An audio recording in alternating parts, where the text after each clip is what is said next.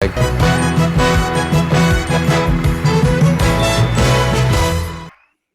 and welcome to the Golf Show 2.0. I'm Kathy Bissell and my partner here is Gary VanSickle, and we're going to talk about live golf and some other things, but mainly live golf. The quote of the week has to be from Patrick Cantlay, who said in a press conference yesterday, "I've heard Tiger is the new commissioner, right? That's what everyone's been saying." So Gary, what do you think about that? Well, I just wanted to mention that we're back despite popular demand. But yes, I'm sure Patrick was joking, but because Tiger organized this trip up to Delaware to have initiate a meeting with the top players, not the policy board, not a certain, official group. It's the top players. I thought that was pretty interesting. He brought Ricky Fowler with him, using the word Yeah, I thought, using the word top players loosely, apparently. But well, that tells us Ricky Fowler's not going to go anywhere. Well, Ricky's a big name, so they're all involved. Yeah. I think it's Tiger showing some leadership, and I'm impressed. I mean, Tiger hasn't done anything like this in the past, so ever. I mean, let's stop and think about it. How would Tiger Woods be as commissioner? It wouldn't be bad. Not that I want to get rid of Jay Monahan, because I really like Jay Monahan. I think he did an unbelievable job of managing golf through the COVID issues and protected everybody as best as he could. But, Tiger would not be bad. He's got some smarts.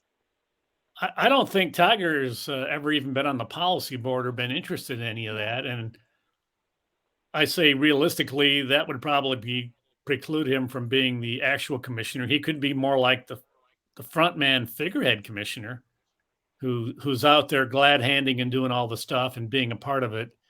And Jay Monahan and all the other guys do the real work and get the sponsorships. I mean, there's one thing the tour doesn't get enough credit for, and that's finding sponsors for 40 some PGA Tour events.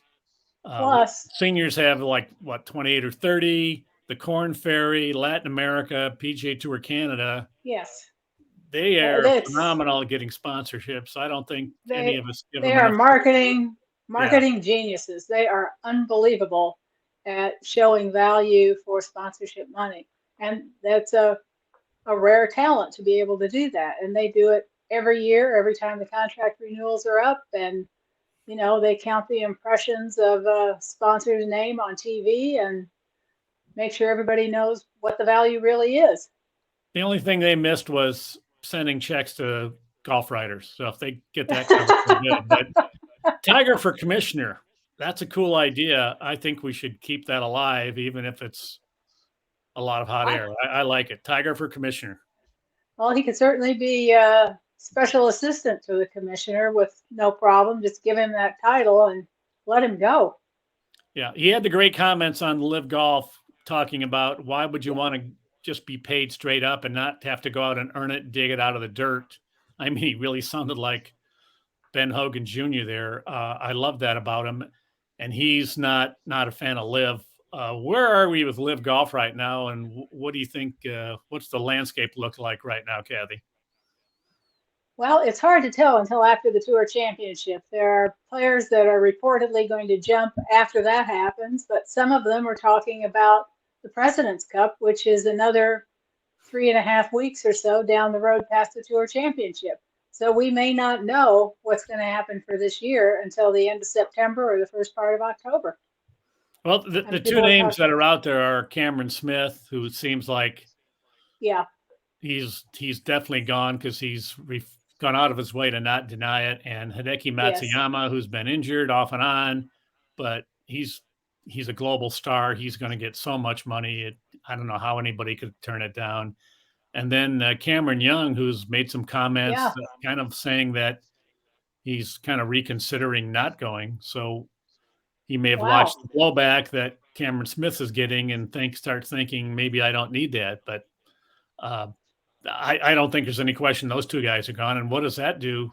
What does Cameron Smith leaving do to the tour, besides the fact that he's not going to be defending his Players' Championship title next year, I guess? Yes, that's going to be sad for the tour. It's going to be sad for people in Ponte Vedra because he lives here. So he might get some dirty looks at Publix when he goes grocery shopping. Not that he does that. I'm sure his wife does the grocery shopping, or they have someone who does it for them. But I would move if I were Cameron Smith and I left for Live. I would pick up everything and go back to Australia or someplace else. He doesn't want to be in Ponte Vedra. That's just my opinion. I've also heard, here's something you should check out since you're in Ponte Vedra. I've heard that I think it's in Charlotte at a PGA Tour Superstore.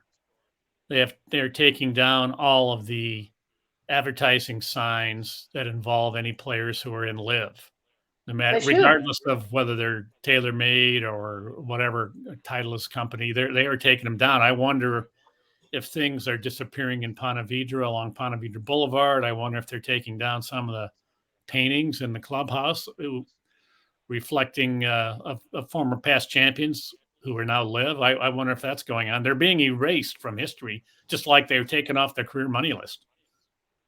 Yeah, that's it. Well, they don't have a career here anymore. You know, if you give up your career, you're gone. You're right, erased. You become ghosts, golf ghosts, people we used to know. I still don't blame anybody for taking all that money, but it's kind of a shame. Dustin Johnson, I guess, has now dropped to 21st in the world golf rankings, and he'll continue to drop. So he'll be more invisible after a while. I mean, it's a great path to invisibility if that's what you want to do. They are sliding away, and the only guys who are going to really have a chance to stay in it are the guys who are exempt in the majors because they're current major champions. Yeah. And I don't know if they can win enough points. I guess if they each won a major every year, they could probably stay alive in the top 60. But yeah, it's going to be interesting. I think we're going to see some interesting names going through qualifying for the U.S. and British Open because these guys, if they want to play, they're going to have to do it the hard way. Yeah, they are. I mean, that's their path. They can always do that. No one's going to shut them out from qualifying. And as long as they haven't lost their games completely, they'll be okay. And I don't know how long it takes a tour player to go from being PGA Tour capable status standards of golf to not being able to make it through the qualifiers for the U.S. Open. I mean, I don't know if that's 5 years. I don't know if it's 10 years. I don't know if it's 3 years. I don't know if it's 2 weeks. I mean, I have no idea. Well, I know it's not 2 weeks, but there's some amount of time that passes and your skills go. I know you've practicing as hard. Yeah, you've talked in the past about what can be done with the team aspect of Live, which I think is their only hope of really differentiating themselves from the PGA Tour. These individual tournaments, 48 guys. I don't see that getting people excited, but I could see the team thing if they play that up, and I think that's the plan. Being interesting. What did you think about what have you've talked about that? Go ahead and remind us. Well, that's the method that they want to use to actually make their money back. They want to take these 4-man teams. I would say 4-person teams to be politically correct, but they are men. So it's 4-man teams, and they want to sell those teams to some outside party.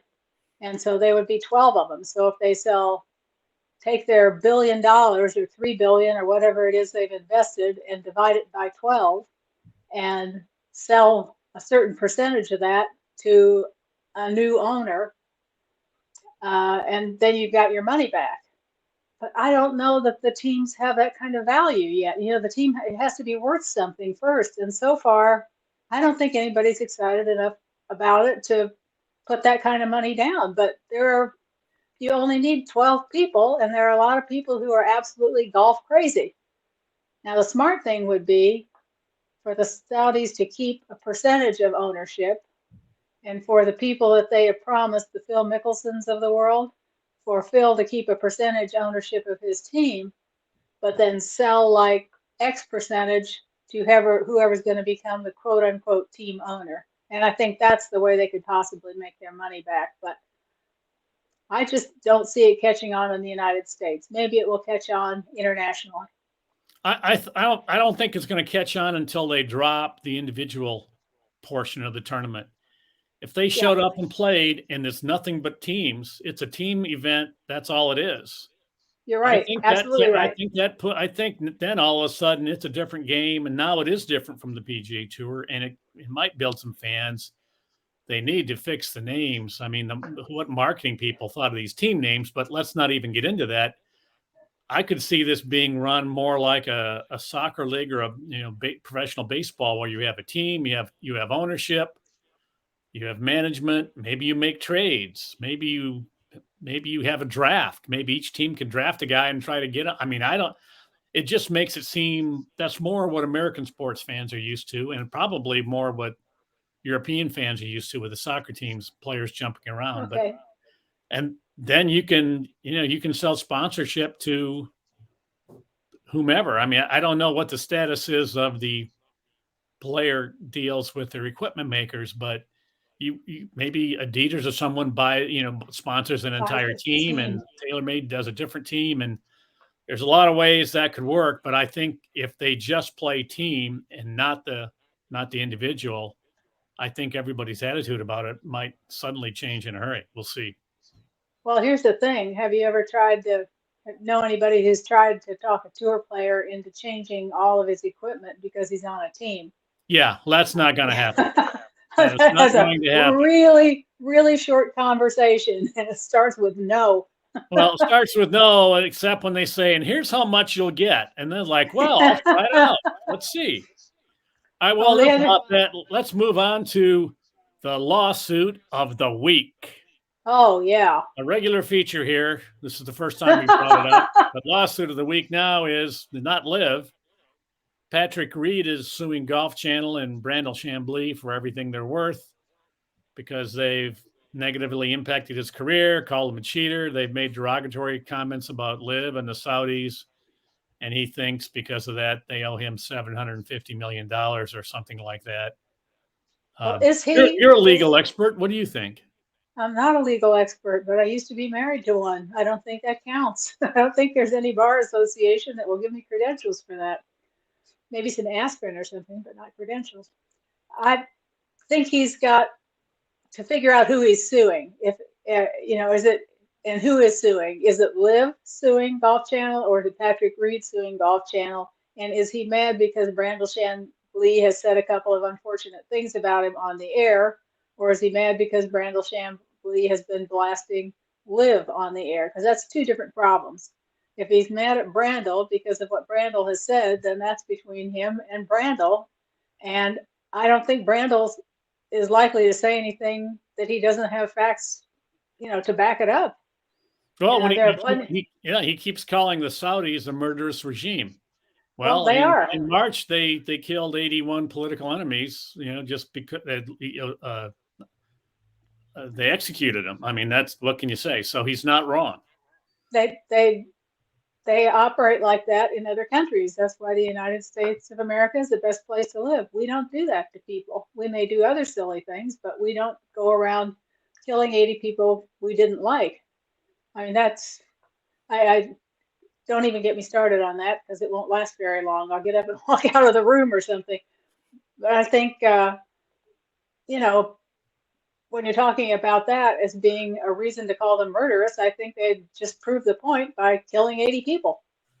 Yeah. Well, in addition, talking about calling him a cheater, I mean, he's had accusations. He's had incidents that are either shaky at best, or it looks like he did it. Now, there's the fine line between breaking a rule and cheating. And Patrick has walked that line and crossed it. So I don't see him. I did read that I forget the name of the attorney, but he has done a couple other big cases like this, and he got his rear end handed to him in all those cases. So he doesn't have a great track record, but that's really immaterial.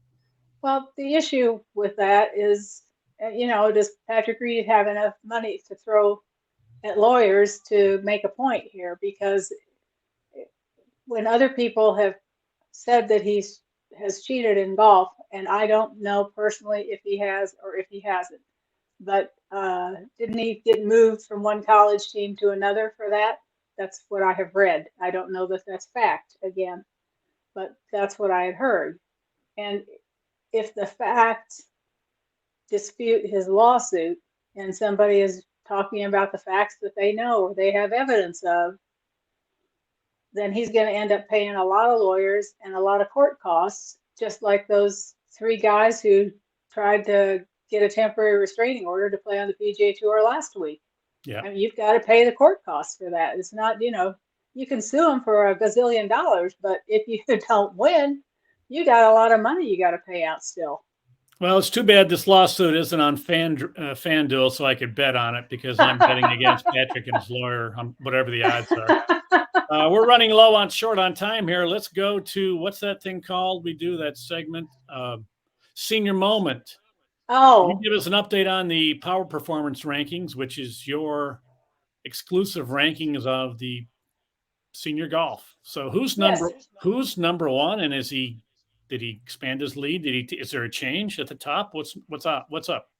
There is no change at the top. Stephen Alker continues to dominate, and he got a lead of a little over, I think it's 2.48 points over Steve Stricker, and he's increased about a point since the previous week's play. And Padraig Harrington is about 3.5 points behind him. But I'm looking out for Padraig Harrington. I don't know what Stricker's got left for the rest of this year. They play until November, so we've got a little time yet for Stricker to come back. Now, I don't know what it is, but every time you say Stephen Alker, I get goosebumps. So who is the top gun of the week? Who moved up? Who made the most significant move in the Power Performance Rankings, which can be seen where, Kathy? At seniorgolfrankings.com. Okay. And even though it may say something weird on the screen to tell you not to go there, it's protected by GoDaddy, so there's nothing wrong with the website. I've had people tell me that. And so who's the top gun? Who made the significant move upward? Well, I'd be better at telling you who made the significant move downward. Well, that would be the top drop. That's right. That's Rocco Mediate, who went from 24th to 40th in a week, which is a pretty big drop. Who's the top gun? Who went up the most? I have forgotten who went up the most. I could look, but I don't want to stop us from continuing. Oh, yeah. Let's bring this show to a screeching halt while we're at it. Well, let's move on to I Predict, where we give you picks on who's going to win this week and some incredible inside betting information. Wager on BMW Championship. It's at Wilmington Country Club. Never before been used for the PGA Tour. Who do you like and why? Well, no good reason, except I got a hot tip from a friend. Justin Thomas at Wilmington Country Club, which was originally created by the DuPonts. All those things you buy at the store and buy in different places, different chemicals. And I hope the greens aren't made of that Teflon stuff. They could be, because that's going to be slow. We can have Teflon jokes this week. Yeah. So I'm picking Justin Thomas because he actually played the course in the Palmer Cup when he was in high school. And he met Arnold Palmer there for the first time, and he was impressed. So he said he doesn't remember very much about it. When he gets to the holes, he kind of goes, yeah, that's familiar, but he doesn't remember the greens. So that pick may be worth about as much as a day-old bread, but that's mine. How about you? Well, I like Justin Thomas. If I'm betting on it, he's 14-1 or plus 1400, as they say in gambling terms. He is plus 140 to finish in the top 10. Now, in a 70-man field, in a course that's long, this course is very long. It favors long hitters and got some decent-sized greens. You need to be a good putter. At plus 140, which is 1.4 to 1, I would get almost 1.5 times what I bet. I like Justin Thomas to finish in the top 10. As far as a winner goes, I'm going to go back to the well. I picked Matthew Fitzpatrick to win the U.S. Open. Oh, okay. he's a guy. He's got decent length. He's really improved. We saw that at the Open. He's also great around the greens. You mentioned Cantley at the start of the show. He's the defending champ, and even though we're at a different course, he's also a good one. They're at I don't have Cantley's odds. Fitzpatrick is 14-1. The other interesting one, two interesting long shots. I've got Cameron Young at 25-1. This guy's been runner-up in major. And the hot new guy on tour is Tom Kim, or J.H. Kim. But he's Tom because he likes Thomas the Tank Engine growing up. He's 35-1. And here's one I can't believe. Sahith Theegala. He's one of the most promising guys on tour. Got a big smile. He's fabulous. He's fabulous. He is 90-1. I mean, I'd only have to bet $4 on him to feel like I made a fortune. So those are four. And I would, I said I would bet on. I said those are the guys I would wager on. I'm not saying that I already have. So because if I'm going to give you picks, I'm going to get my bet in before you go bet on them and change the odds because the viewership of our show is so large. It's much like Jim Cramer giving stock picks out on TV. He's got to get in first because he moves the market, and I probably do too. So that's what we've got for I Predict. There's some take our picks to the bank and hope for the best. We're not guarantees, no refunds. But if you ask us on Saturday night who's going to win the tournament the next day, we're much better.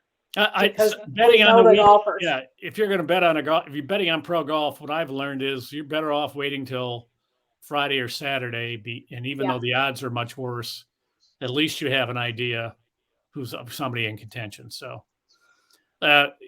with that caveat, last week I bet Cameron Smith before the last round because he was 2 shots behind, and then before he tees off, he's 4 shots behind because he gets a 2-shot penalty. So, as you can imagine, I was quite pleased with the tour for giving him a penalty on a guy I'd wagered on. I'm not sure how they. I'm almost over it.